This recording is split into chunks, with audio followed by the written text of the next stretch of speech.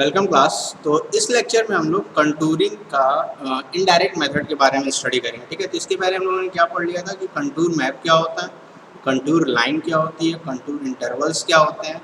ठीक है, किस किस फैक्टर्स पे कंटूर इंटरवल आपका डिपेंड करता है, हॉरिजॉन्टल इक्विवेलेंट क्या होता है और क्या कैरेक्टरिस्टिक्स होती हैं हमारी कंटूर लाइन्स या कंटूर मैप्स की। ठीक है, और हम लोगों ने ये भी देखा था कि हिल और डिप्रेशन का कंटूर कैसे बनता है। ठीक है, इन सब चीज़ों को पढ़ लिया था। उसके बाद हम लोगों ने मेथड पढ़ा था। ठीक है, कि कंटूर का डायरेक्ट मेथड कैसे हम लोग करते हैं या कैसे हम लोग कंटूर को प्लॉट करते हैं with the help of direct method. ठीक है, अब हमारा जो नेक्स्ट लेक्चर है या ये जो लेक्चर है, इस लेक्चर में हम लोग डिस्कस करेंगे इनडायरेक्ट मेथड।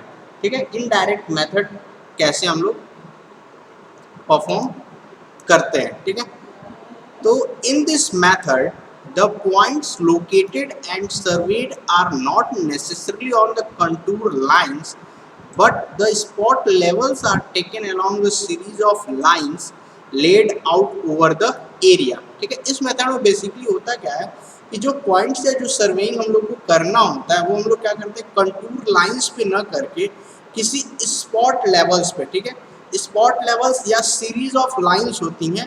ठीक है, उसके बेसिस पे हम लोग उस पर्टिकुलर एरिया में हम लोग क्या करते हैं, उस पर्टिकुलर एरिया को पे हम लोग लेवलिंग करके या उस पर्टिकुलर पॉइंट की सर्वेइंग करते हैं। ठीक है, the spot levels of the several representative points representing hills, depressions, ridge and valley lines and the changes in the slope all over the area to be contoured are also observe. ठीक है, अब spot levels क्या होते हैं, वो हमारे basically representative points होते हैं, मतलब लेवलिंग के पॉइंट्स होते हैं जो आपका hills, depression, ridge line, valley line या फिर जो स्लोप में चेंजेस आते हैं उसको हम लोग ऑब्जर्व करते हैं कंटूर पे। ठीक है, their position are then plotted on the plan and contours drawn by interpolation. ठीक है, उसके बाद उन पर्टिकुलर लाइंस को ऑब्जर्व करने के बाद हम उनके पोजीशन को क्या करेंगे, प्लान या मैप पे प्लॉट करेंगे और कंटूर को क्या करेंगे, कंटूर्स जो होंगे उसको हम लोग बनाएंगे with the help of interpolation. ठीक है, इंटरपोलेशन करके हम लोग बनाते हैं। ठीक है, this method of contouring is also known as contouring by spot level. ठीक है, इनडायरेक्ट मेथड को हम लोग क्या करते हैं, is also known as contouring by spot levels. ठीक है, तो पर्टिकुलरली इसमें होता क्या है कि जो एरिया होती है उसको हम लोग स्मॉल स्मॉल पार्ट्स में डिवाइड कर लेते हैं। उन पर्टिकुलर स्मॉल पार्ट्स को हम लोग क्या करते हैं, सर्वे करते हैं, उसमें लेवल्स निकालते हैं। लेवल्स निकालने के बाद उन पर्टिकुलर एरियाज को हम लोग क्या करते हैं कि लाइन से प्लॉट करते हैं, पोजीशन को प्लॉट करते हैं प्लान पे, और जो कंटूर्स बनाते हैं वो लोग क्या बनाते हैं, इंटरपोलेशन से बनाते हैं। ठीक है,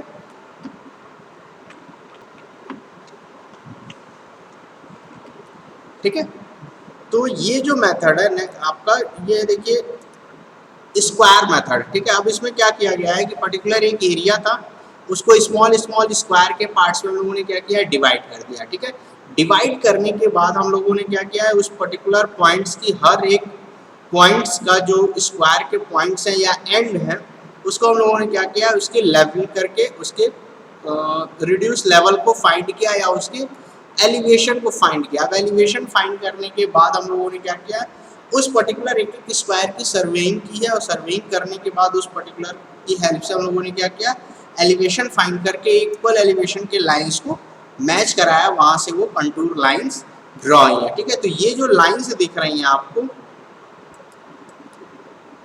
ये पर्टिकुलर जो लाइंस दिख रही हैं, ये लाइंस आपकी क्या है, कंटूर लाइंस है। ठीक है, ये जो लाइंस है आपकी 4 लाइंस दिख रही हैं, ये लाइंस आपकी क्या है, कंटूर लाइंस है। ठीक है,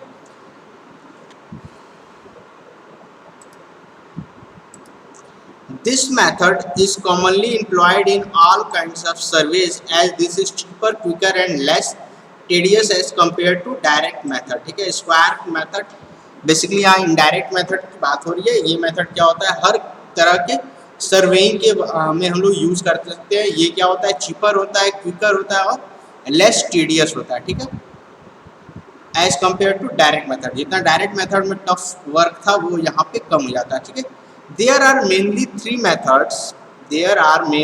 method of contouring indirect method. ठीक है, अब इनडायरेक्ट मेथड को हम लोग बेसिकली 3 मेथड्स आती हैं जिससे हम लोग करते हैं, ठीक है, मतलब कंटूरिंग करते हैं, ठीक है। पहला क्या है, बाय स्क्वायर, ठीक है, with the help of square method. तो in this method the whole area is divided into number of square the side of which may vary from 5 metre to 30 metre depending upon the nature of the ground and the contour interval, ठीक है। अब होता क्या है square method में कि हम लोग होल एरिया को, पूरे एरिया को स्क्वायर्स के फॉर्म में डिवाइड करते हैं, और जो स्क्वायर की साइड्स होती हैं वो 5 मीटर से लेके 30 मीटर की रेंज में होती हैं, जो आपका नेचर ऑफ ग्राउंड और कंटूर इंटरवल पे डिपेंड करता है, ठीक है। अब हमारा ग्राउंड कैसा है और कंटूर इंटरवल हम कितना लेंगे, उस बेसिस पे हमारा जो स्क्वायर की साइड होगी वो डिपेंड करेगी, ठीक है। अब एक चीज और, जो साइड होगा स्क्वायर का वो ऐसा नहीं है कि वो सेम साइज का होगा, मतलब जो स्क्वायर्स हम लोग बनाएंगे, जैसे एक स्क्वायर बनाया फिर उसके बाद में एक और, इसका जरूरी नहीं है वो सेम साइड के हो। जैसे हम लोगों ने क्या किया, पहले 5 मीटर का एक स्क्वायर बनाया, 5 metre 5 metre 5 metre 5 metre, next हम लोग 10 मीटर के सारे स्क्वायर बना सकते हैं। ऐसा नहीं है कि सारे स्क्वायर एक सेम साइज के हों, साइज क्या हो सकती है, डिफरेंट हो सकती है, ठीक है।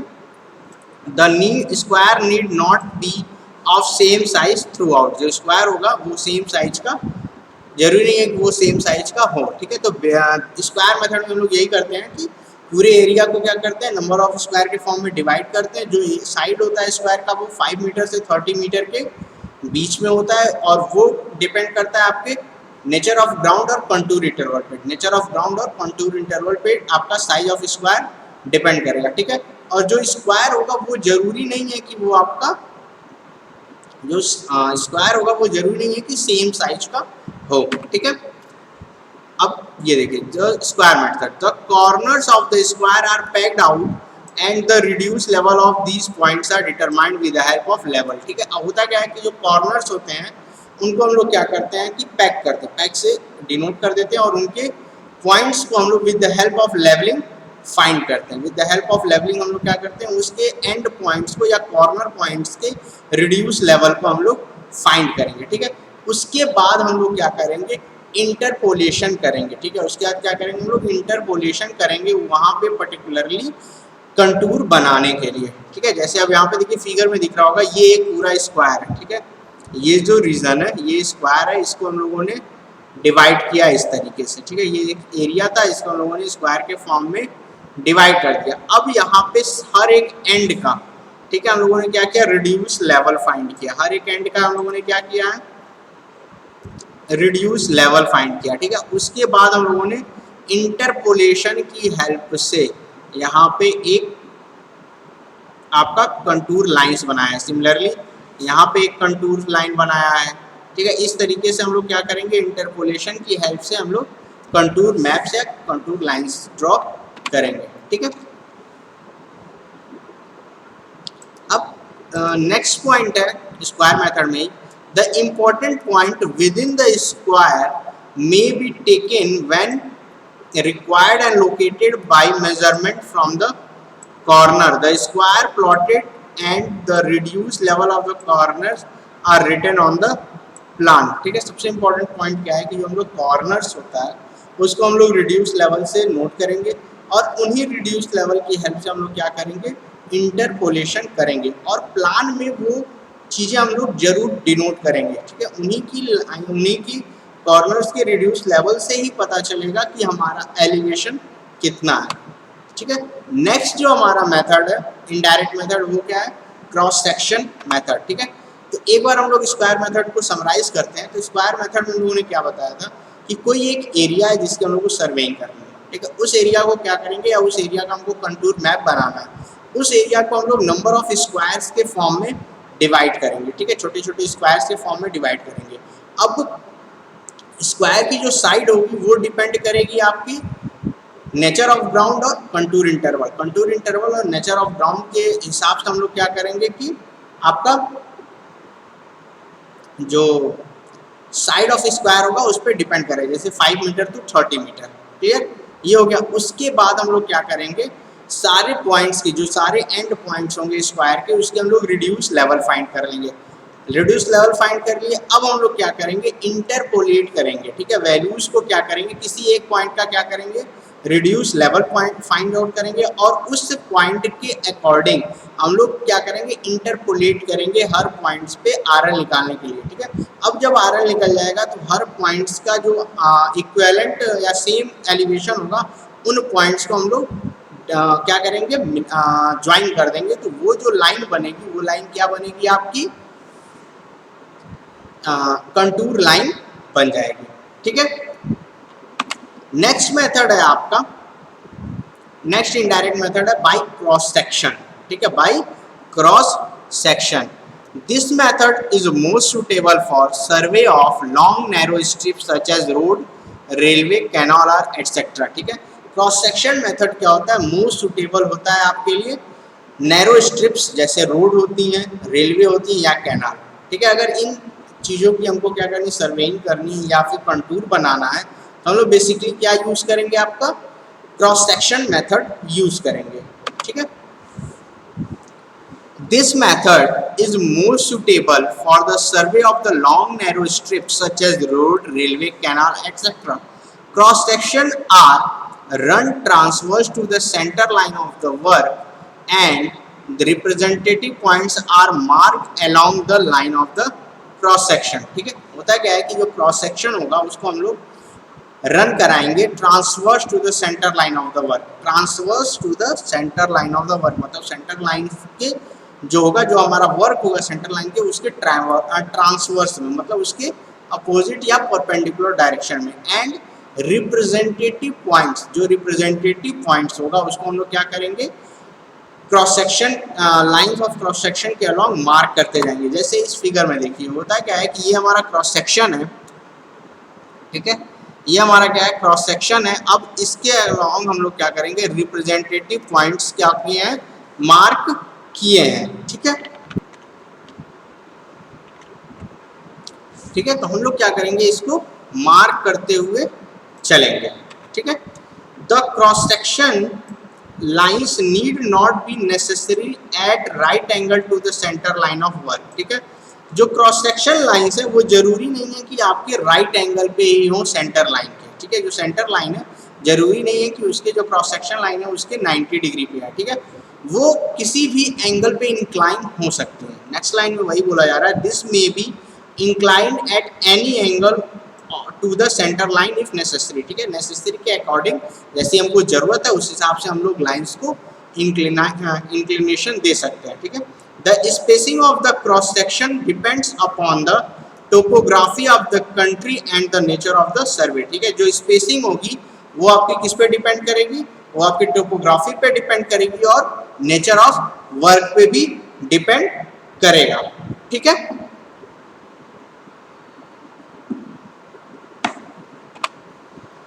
The common value is 20 to 30 meter in hilly country and 100 meter in flat country। ठीक है, जो कॉमन वैल्यू है स्पेसिंग की वो आपकी क्या है, हिली कंट्रीज या हिली एरियाज के लिए आपका 20 से 30 मीटर होगा और फ्लैट कंट्री के लिए या प्लेट्यूज के लिए वो आपका 100 मीटर होगा। ठीक है, the levels of the points along the section line are plotted on the plan and the contours are then interpolated as usual shown in figure। ठीक है, ये था। अब इसमें देखिए ये जो सी लाइन है, ये जो सी लाइन है, ये आपका जो ये लाइन जा रही है, ये आपका क्या है, सेंटर लाइन है। ठीक है, ये आपकी लाइन क्या है, सेंटर लाइन है और ये आपके क्रॉस सेक्शंस हैं। ठीक है, इस तरीके से हम लोग बनाएंगे। ठीक है, नेक्स्ट आपका जो मेथड है इनडायरेक्ट मेथड वो है क्या, by tacheometry method, tacheometry method. ठीक है, अब इस मेथड में क्या करते हैं ये हम लोग देखते हैं। ठीक है, a tachyometer is a transit theodolite having a diaphragm fitted with two stadia wires and one above and other below the central wire। ठीक है, टेक्योमेट्रिक का होता है कि एक ट्रांजिट थेडोलाइट होता है, वो आप लोग नेक्स्ट फर्दर लेक्चर में पढ़ेंगे कि थेडोलाइट क्या होता है, ट्रांजिट थेडोलाइट क्या होता है, उसको हम लोग आगे डिस्कस करेंगे। ठीक है, इसमें क्या होता है कि एक डायफ्राग्राम होता है जिसमें दो वायर्स होते हैं, एक अबव होता है एक बिलो होता है। जो सेंट्रल वायर होती है उस 3 वायर्स होती है, 3 स्टेडिया वायर होते हैं। ठीक है, फिगर में दिख रहा होगा आप लोग को कि 3 वायर्स हैं। ठीक है, ये जो वायर है आपका, ये जो वायर है ये आपका सेंटर वायर है। ठीक है, सेंट्रल वायर है, ये अप वायर है और ये लोअर स्टेडिया है। ठीक है, इसको अपर स्टेडिया बोलते हैं, ये आपका अपर स्टेडिया हो जाता है और ये आपका लोअर स्टेडिया हो जाता है। ठीक है, the horizontal distance between the instrument and the staff station may be determined by multiplying the difference of the staff reading of the upper and lower stadia wires with the stadia constant of the instrument which is usually 100 metre. ठीक है, अब हम लोग क्या करते हैं कि जो हॉरिजॉन्टल डिस्टेंस निकालना होता है इंस्ट्रूमेंट और स्टाफ स्टेशन के बीच में, वो क्या होता है, रीडिंग होती है आपकी, क्या रीडिंग क्या होती है, अपर और लोअर स्टेडिया के बीच का डिफरेंस, और उसको हम लोग किससे मल्टीप्लाई करते हैं, 100 से। ठीक है, उसको किससे मल्टीप्लाई करेंगे, 100 से। ठीक है, thus tacheometer is used for both the vertical as well as horizontal measurement. ठीक है, तो इस तरीके से जो टैक्योमीटर होता है वो आपका वर्टिकल और हॉरिजॉन्टल मेजरमेंट्स दोनों के काउंट में, दोनों के मेजरमेंट में यूज होता है। ठीक है, this method is most suitable in hilly areas as number of station which can be commanded by a tachymeter is far more than those by a level।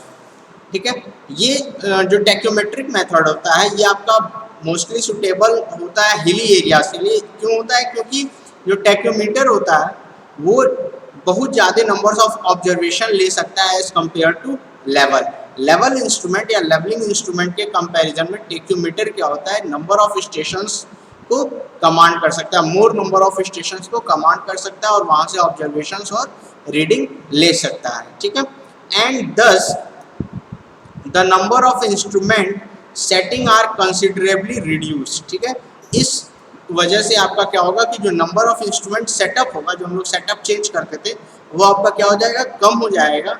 ठीक है, और a number of radial lines are laid out at a known angular interval and representative points are marked by pegs along these radial lines। ठीक है, अब इससे क्या होगा कि हमारा जो एक रेडियल लाइंस होगी उसको हम ले आउट कर सकते हैं, लेड आउट कर सकते हैं किस पे, किसी एक एंगुलर इंटरवल पे जो हमको पहले से पता हो। ठीक है, और जो रिप्रेजेंटेटिव पॉइंट्स होंगे, कॉर्नर्स के जो रिप्रेजेंटेटिव पॉइंट्स होंगे उसको हम लोग क्या करेंगे, मार्क करेंगे पैग से इन दीज रेडियल लाइंस के अलोंग। ठीक है, their elevations and distances are then calculated and plotted on plan and contour lines and then interpolated. ठीक है, अब जो रेडियल लाइंस हमारी बनेंगी उनके जो एलिवेशन और डिस्टेंस होंगे उसको हम लोग कैलकुलेट और प्लॉट करेंगे प्लान पे, और उसके बाद इंटरपोलेशन की हेल्प से हम लोग क्या करेंगे, कंटूर लाइंस को ड्रॉ करेंगे।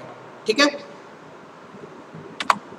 ठीक है, तो ये टोटल था हमारा टोटल इनडायरेक्ट मेथड। तो इनडायरेक्ट मेथड आपके कितने मेथड्स थे, पहला था by square, by cross section और बाई टैक्योमीटर मेथड। तो ये तीन थे। नेक्स्ट हमारा टॉपिक है इंटरपोलेशन ऑफ कंटूर्स। ठीक है, इंटरपोलेशन ऑफ कंटूर्स क्यों करते हैं और कैसे हम लोग करते हैं। ठीक है, इसके बारे में हम लोग पढ़ेंगे।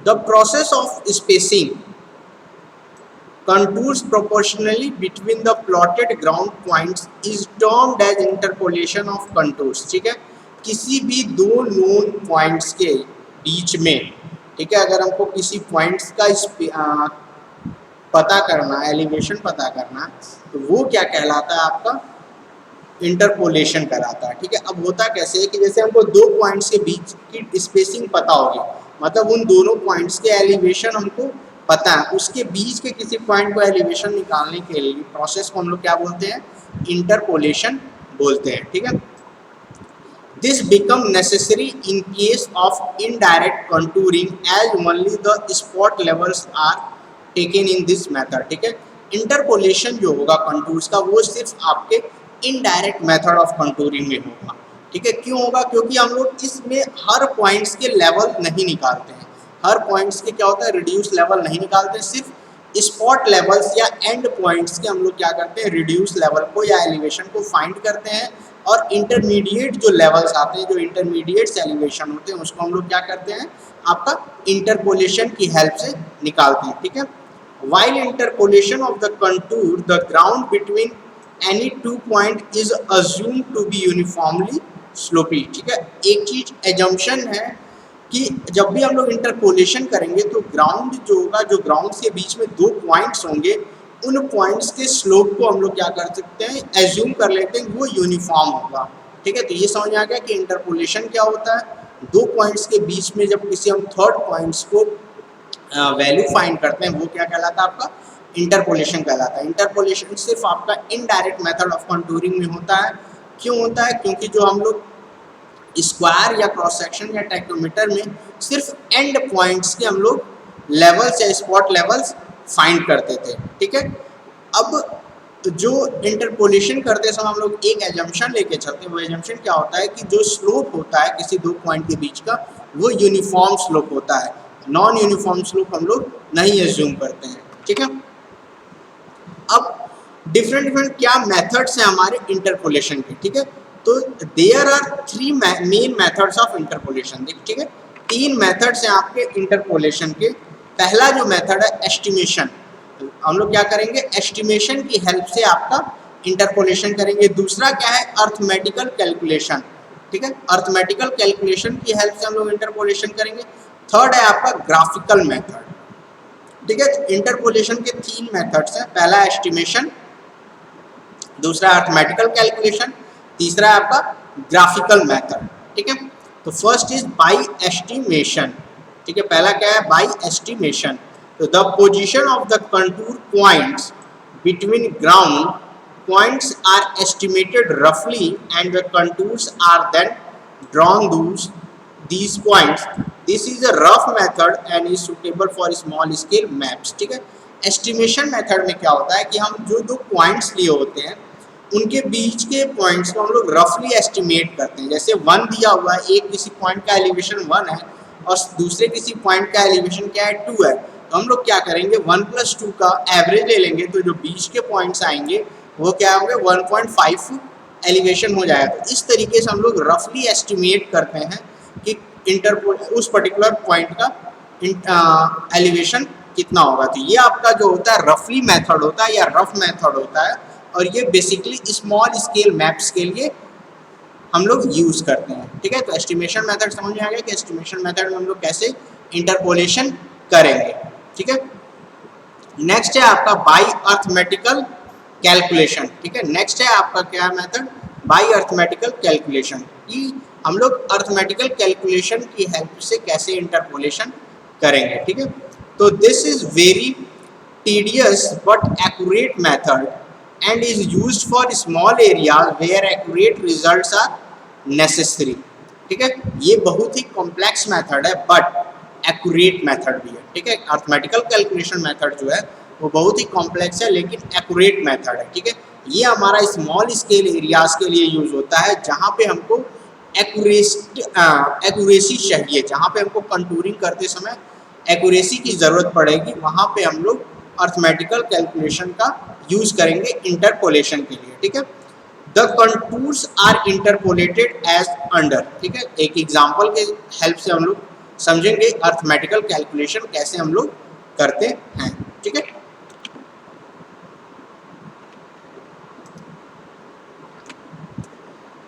तो एग्जाम्पल देखते हैं हम लोग कि अर्थमेटिकल कैलकुलेशन हम लोग कैसे करते हैं। ठीक है, suppose A and B are 2 point at a distance of 30 metre. ठीक है, सपोज एक ए और बी पॉइंट है जिसके बीच की स्पेसिंग क्या है, 30 मीटर। ठीक है, and the reduce level of A and B are 25.45 metre and 27.54 metre respectively. और जो आर एल है ए का वो कितना है, 25.45 मीटर, और बी का जो आर एल है वो कितना है, 27.54 मीटर। ठीक है, अब क्या करना है, taking the contour interval as 1 metre. ठीक है, अब 1 मीटर का हम लोगों ने क्या किया, कंटूर इंटरवल ले लिया। तो 1 मीटर का अगर कंटूर इंटरवल ले रहा है तो हम लोग को कंटूर 26-27 मीटर में भी interpolated between A and B. ठीक है, हमको कंटूर कहाँ का फाइंड करना है, 26 मीटर का और 27 मीटर के कंटूर्स को हम लोग को क्या करना है, इंटरपोलेट करना है। ठीक है, अब हम लोग कैसे करेंगे, the difference of level between A and B is 2.09 metre. ठीक है, ए और बी के बीच का जो डिफरेंस है, एलिवेशन डिफरेंस है, वो कितना है, 2.09 मीटर। ठीक है, the difference of level between A and 26 metre अब क्या करेंगे, सबसे पहले हम लोग फाइंड करेंगे कि ए और 26 मीटर के बीच में लेवल डिफरेंस कितना है। तो ए का आपका कितना है लेवल 25.45 और जो 26 है वो 26, दोनों को सब्ट्रैक्ट करेंगे तो 0.55 मीटर का क्या होगा आपका लेवल डिफरेंस आएगा। सिमिलरली उसी तरह ए और 27 मीटर के बीच का हम लोग डिफरेंस फाइंड करेंगे तो वो आ जाएगा 1.55 मीटर। ठीक है, तो हम लोग लेवल डिफरेंस फाइंड कर लिए 26 मीटर और ए का जो रिड्यूस लेवल था। ठीक है, तो ए आ गया 0.55 मीटर और 27 से आ गया 1.55 मीटर रिस्पेक्टिवली। ठीक है, therefore horizontal distance between A and 26 meter contour is 0.55 upon 0.29 into 30 meter and ए और 27 मीटर के बीच में हम लोग इस तरीके से निकालेंगे। तो फॉर्मूला आपका हॉरिजॉन्टल डिस्टेंस निकालने के लिए फॉर्मूला क्या हो गया, जो ए और 26 मीटर के बीच का डिस्टेंस था अपॉन जो ए और बी के बीच में डिफरेंस था इनटू 30 मीटर। सिमिलरली उसी तरह ए और 27 मीटर के कंटूर के बीच में हम लोग अर्थमेटिकल कैलकुलेशन की हेल्प से निकालेंगे। These distances are then plotted to scale on the map. ठीक है, अब इन डिस्टेंसेस को हम लोग स्केल के अकॉर्डिंग जो हमारा मैप का स्केल होगा उसको वहाँ पे प्लॉट करेंगे। ठीक है, तो ये हमारा एग्जाम्पल था अर्थमेटिकल कैलकुलेशन का। तो सबसे पहले क्या करेंगे, जो भी हमारी लेवल दी होगी उसके बीच में पहले सबसे पहले सारे डाटा दिए होंगे, ए और बी के बीच का डिस्टेंस दे दिया जाएगा, रिड्यूस लेवल दे दिया जाएगा 2 पॉइंट्स का। उसके बाद क्या करेंगे, हम लोग कंटूर इंटरवल डिसाइड करेंगे। उसके बाद फिर कंटूर इंटरवल के हिसाब से हम लोग किस कंटूर का हमको इंटरपोलेशन करना है वो फाइंड करेंगे। ठीक है, उसके बाद हम लोग क्या करेंगे, किसी एक पॉइंट को लेंगे, जैसे हम लोगों ने इस एग्जांपल में ए पॉइंट को लिया है। फिर उसके बाद ए और 26 के बीच का डिफरेंस निकालेंगे और ए और 27 के बीच का डिफरेंस निकालेंगे। उसके बाद हम लोग क्या करेंगे, हॉरिजॉन्टल डिस्टेंस निकालेंगे। तो हॉरिजॉन्टल डिस्टेंस का फॉर्मूला क्या होगा, ए और 26 मीटर के डिफरेंस अपॉन ए और बी के बीच का डिफरेंस इनटू टोटल कितना डिस्टेंस है ए और बी में। ठीक है, इसकी हेल्प से हम लोग क्या करेंगे, हॉरिजॉन्टल डिस्टेंस निकाल के उसको मैप पे प्लॉट करेंगे। ठीक है, तो ये आपका हो गया अर्थमेटिकल कैलकुलेशन। ठीक है, नेक्स्ट आपका आता है मेथड है ग्राफिकल मेथड। ठीक है, कि ग्राफिकल मेथड में हम लोग कैसे इंटरपोलेशन करते हैं। ठीक है, तो graphical method is of interpolation is simpler as compare to arithmetical method.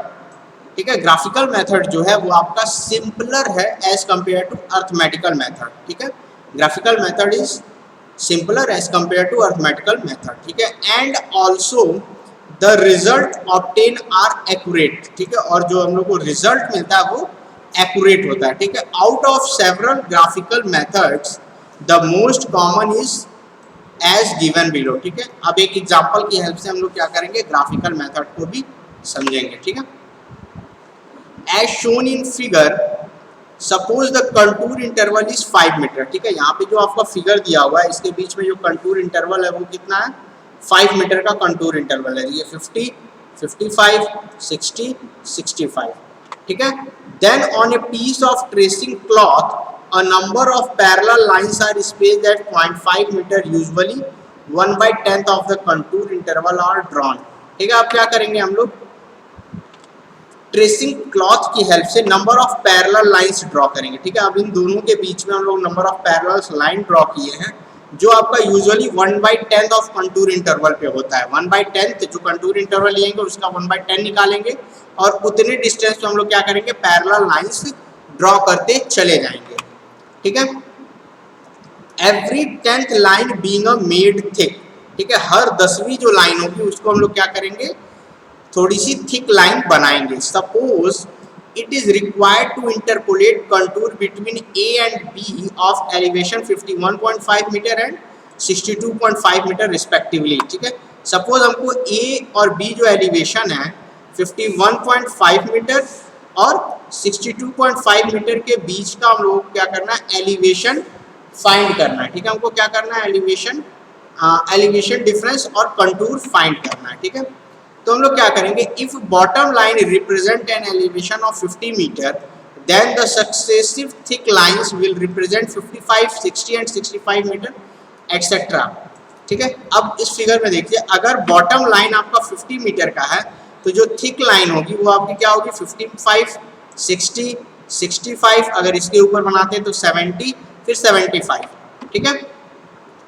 Place the tracing cloth so that the point A is on third line from the bottom. Now move the tracing cloth until B is on the fifth line above the 60 metre thick line, ठीक है। हम लोग क्या करेंगे, tracing cloth को ऐसा place करेंगे कि जो पॉइंट ए होगा वो आपका थर्ड लाइन पे होगा, ठीक है। क्या होगा, थर्ड लाइन पे। उसके बाद हम लोग क्या करेंगे, ट्रेसिंग लाइन को ऐसा मूव करेंगे कि जो बी होगा वो 60 मीटर के ऊपर फिफ्थ लाइन पे जाए, ठीक है। जैसा फिगर में देखिए, यहाँ पे थर्ड लाइन पे 51.5 और बी आपका कहाँ है, 60 से फिफ्थ लाइन पे है, ठीक है।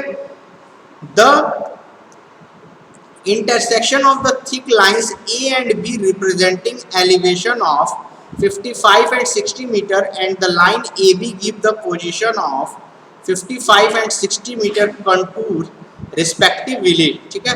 अब क्या होगा, जो पॉइंट 1 और 2 होगा वो आपका कंटूर्स 55 और 60 मीटर के कंटूर्स को रिप्रेजेंट करेगा, ठीक है। And are pricked through on the plane with a pin। अब हम इसको क्या करेंगे, एक पिन की हेल्प से इसको स्टेबल कर लेंगे, ठीक है। अब क्या करेंगे, इस हिसाब से हमारा क्या होगा कि हमारे जो कंटूर्स होंगे वो इंटरपोलेट हो जाएंगे, ठीक है। नेक्स्ट हमारा जो प्रोसेस है, ड्राइंग द कंटूर्स लाइंस, ठीक है। तो contour lines are drawn as fine and smooth free hand curve, ठीक है। जो भी कंटूर लाइन हम लोग बनाएंगे वो क्या होगा, कंटूर लाइन को फाइन और स्मूथ फ्री हैंड से हम लोग कर्व लाइन की हेल्प से ड्रॉ करते हैं, ठीक है। Sometimes they are represented by broken line, ठीक है। समटाइम्स क्या होता है कि इनको हम लोग ब्रोकन लाइन की हेल्प से ड्रॉ करते हैं। These are ink in either black और ब्राउन कलर, ठीक है।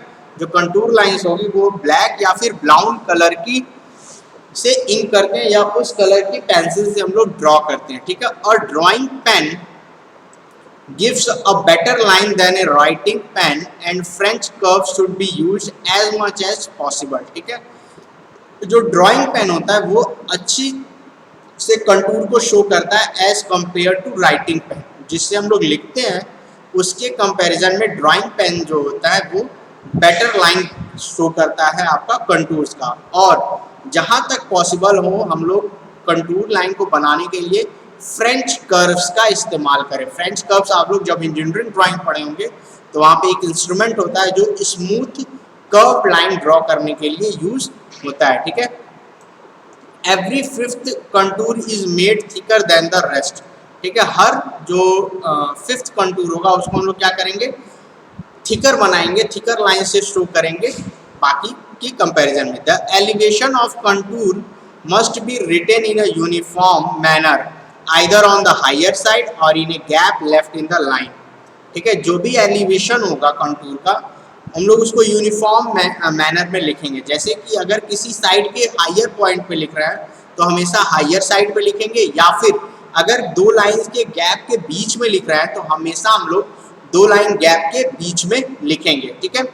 When the contour lines are very long, their elevation are written at 2 or 3 places along the contour, ठीक है। अगर किसी कोई कंटूर लाइन बहुत बड़ी है या बहुत ज़्यादा डिस्टेंस है या लॉन्गर लेंथ है तो उस केस में जो एलिवेशन होगा कम से कम 2 से 3 पोजीशन पे उसको हम लोग लिखेंगे, ठीक है। उस कंटूर लाइन्स के 2 से 3 पोजीशन पे हम लोग पर्टिकुलर कंटूर्स की वैल्यू लिखेंगे, जिससे कि हमको हर पॉइंट्स को एसेस करने में आसानी हो, ठीक है। In case of small scale map it is sufficient to figure every fifth contour, ठीक है। स्मॉल स्केल मैप में हम लोग को इजी होता है हमेशा फिफ्थ कंटूर को एसेस करने में, ठीक है। तो इसलिए हम लोग फिफ्थ कंटूर को क्या करेंगे, डार्क लाइन से डिनोट करेंगे, ठीक है। तो ये हमारा इंटरपोलेशन के 3 मेथड्स थे और कंटूर हम लोग कैसे बनाएंगे इसके बारे में था।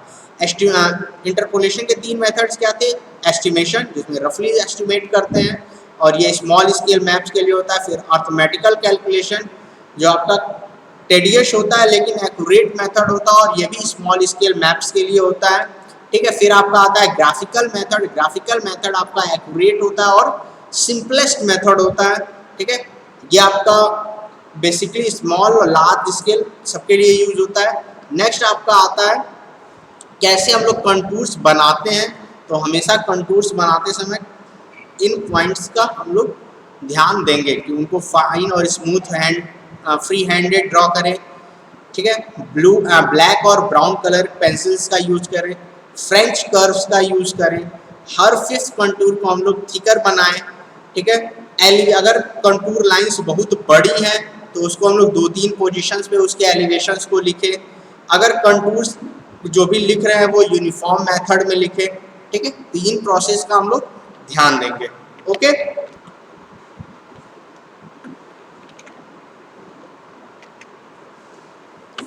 अब हमारा जो लास्ट टॉपिक है कंटूर का वो क्या है, यूजेज ऑफ कंटूर मैप, ठीक है। कंटूर मैप का कहाँ कहाँ बेसिकली यूज होता है, ठीक है। तो द फर्स्ट पॉइंट इज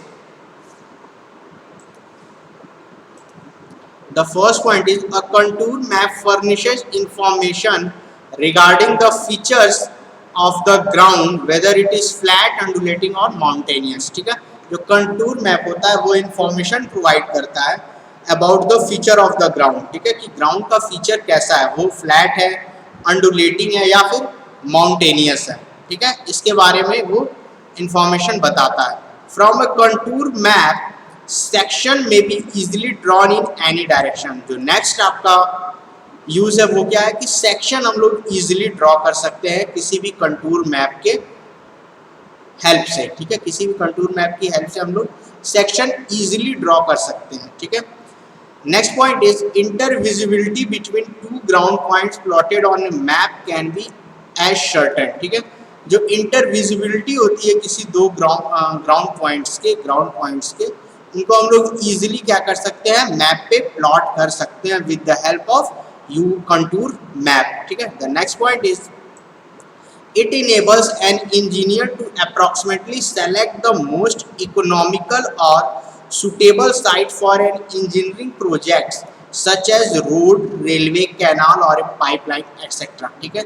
अब ये जो कंटूर मैप होता है ये एक इंजीनियर को बहुत हेल्प करता है। किस मामले में ये हेल्प इसलिए करता है कि इंजीनियर इजीली गोइंग सेलेक्ट कर सके इकोनॉमिकल और सुटेबल साइट, मतलब वो जो साइट है वो इकोनॉमिकल भी हो और सुटेबल भी हो किसी भी इंजीनियरिंग प्रोजेक्ट्स के लिए, जैसे रोड, रेलवे, कैनाल या पाइपलाइन। इन पर्टिकुलर चीज़ों की उससे हम लोग क्या कर सकते हैं, इंजीनियरिंग प्रोजेक्ट में हम लोग हेल्प कर सकते हैं with the help of contour map, ठीक है।